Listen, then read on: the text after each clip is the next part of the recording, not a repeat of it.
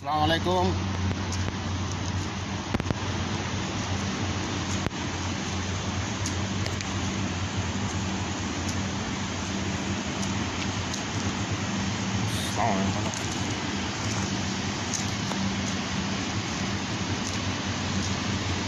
আসসালামু আলাইকুম।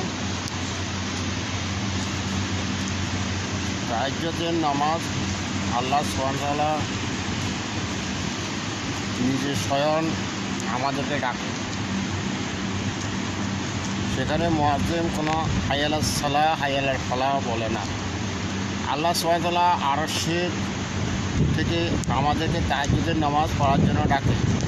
তাহলে বুঝতে হবে তাহাজ্জুদের নামাজটা সকল নফল নামাজের চেয়ে অনেক উত্তম। আর ফজরের নামাজ হলো সকল নামাজের মধ্যে ফজরের নামাজকে আল্লাহ সুবহানাহু ওয়া তাআলা উত্তম নামাজ হিসেবে ঘোষণা দিয়েছে। ফজরের 2 রাকাত সুন্নত দুনিয়া ও আখিরাতের মধ্যে যা কিছু আছে তার থেকে অনেক উত্তম। তাহলে ফজরের 2 রাকাত সুন্নত যদি এত উত্তম হয়, তাহলে ফজর 2 রাকাত কী হবে?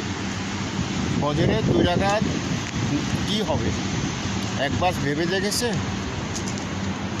একবার আমি কোনো ভাবছি 2 রাকাত সুন্নত নামাজ যদি এত ফজিলত হয়, দুনিয়া ও আখিরাতের মধ্যে এত শ্রেষ্ঠতম উত্তম নামাজ হয়,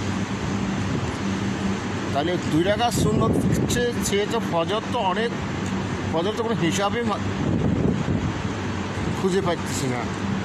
তারপরও আমরা এই ফজরকে নামাজ না পড়ে শুয়ে আছি। ভাই, সময় ফুরিয়ে যাচ্ছে। একদিন আপনি শত চেষ্টা করেও মসজিদের দরজা খুলে মসজিদের ভিতরে ঢুকতে পারবেন না। মসজিদের দরজা খোলা থাকবে, কিন্তু মসজিদে প্রবেশ করা আপনার পক্ষে সম্ভবপর হবে না।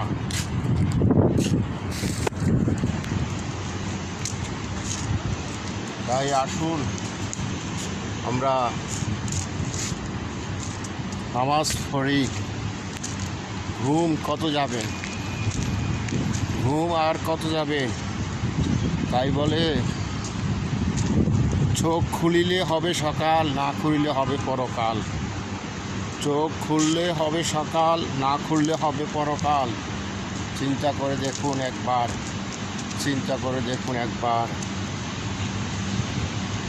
আসসালামু আলাইকুম।